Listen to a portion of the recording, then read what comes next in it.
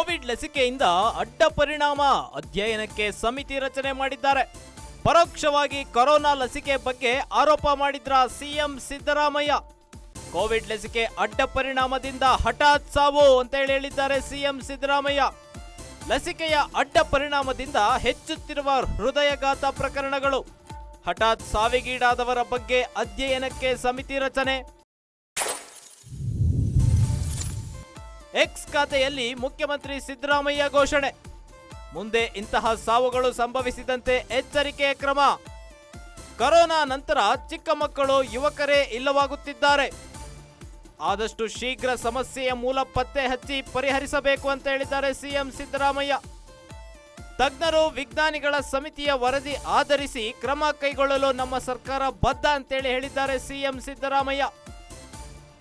ಇನ್ನು ಜಗತ್ತನ್ನೇ ಬೆಚ್ಚಿ ಬೀಳಿಸಿದ್ದ ಕೊರೋನಾ ವೈರಸ್ಗೆ ಕೇಂದ್ರ ಸರ್ಕಾರ ಲಸಿಕೆಯನ್ನ ಕೊಟ್ಟಿದ್ದು, ಇದೀಗ ಲಸಿಕೆಯ ವಿರುದ್ಧ ಅಡ್ಡ ಪರಿಣಾಮಗಳು ಸುದ್ದಿ ಕೇಳಿ ಬರ್ತಾ ಇದ್ದಾವೆ.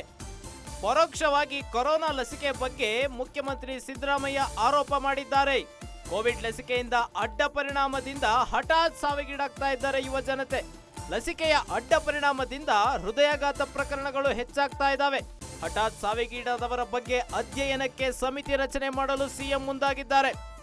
ತಮ್ಮ ಎಕ್ಸ್ ಖಾತೆಯಲ್ಲಿ ಮುಖ್ಯಮಂತ್ರಿ ಸಿದ್ದರಾಮಯ್ಯ ಈ ಬಗ್ಗೆ ಒಂದು ಮಾಹಿತಿಯನ್ನ ಹಂಚಿಕೊಂಡಿದ್ದಾರೆ. ಮುಂದೆ ಇಂತಹ ಸಾವುಗಳು ಸಂಭವಿಸದಂತೆ ಎಚ್ಚರಿಕೆ ಕ್ರಮಗಳು ತಗೊಳ್ಳೋದಕ್ಕೆ ಸಿಎಂ ಸೂಚನೆ ಕೊಟ್ಟಿದ್ದಾರೆ. ಕೊರೋನಾ ನಂತರ ಚಿಕ್ಕ ಮಕ್ಕಳು, ಯುವಕರೇ ಇಲ್ಲವಾಗ್ತಿದ್ದಾರೆ. ಆದಷ್ಟು ಶೀಘ್ರ ಈ ಒಂದು ಸಮಸ್ಯೆಯ ಮೂಲ ಪತ್ತೆ ಹಚ್ಚಿ ಪರಿಹರಿಸಬೇಕು ಅಂತ ಮುಖ್ಯಮಂತ್ರಿ ಸಿದ್ದರಾಮಯ್ಯ ತಿಳಿಸಿದ್ದಾರೆ. ತಜ್ಞರು, ವಿಜ್ಞಾನಿಗಳ ಸಮಿತಿಯ ವರದಿ ಆಧರಿಸಿ ಕ್ರಮ ಕೈಗೊಳ್ಳಲು ನಮ್ಮ ಸರ್ಕಾರ ಬದ್ಧ ಅಂತ ಮುಖ್ಯಮಂತ್ರಿ ಸಿದ್ದರಾಮಯ್ಯ ತಮ್ಮ ಎಕ್ಸ್ ಖಾತೆಯಲ್ಲಿ ಹಂಚಿಕೊಂಡಿದ್ದಾರೆ. ಕೋವಿಡ್ ಲಸಿಕೆಯಿಂದ ಅಡ್ಡ ಪರಿಣಾಮ ಅಧ್ಯಯನಕ್ಕೆ ಸಮಿತಿ ರಚನೆ ಮಾಡಿದ್ದಾರೆ. ಪರೋಕ್ಷವಾಗಿ ಕೊರೋನಾ ಲಸಿಕೆ ಬಗ್ಗೆ ಆರೋಪ ಮಾಡಿದ್ರ ಸಿಎಂ ಸಿದ್ದರಾಮಯ್ಯ. ಕೋವಿಡ್ ಲಸಿಕೆ ಅಡ್ಡ ಪರಿಣಾಮದಿಂದ ಹಠಾತ್ ಸಾವು ಅಂತ ಹೇಳಿದ್ದಾರೆ ಸಿಎಂ ಸಿದ್ದರಾಮಯ್ಯ.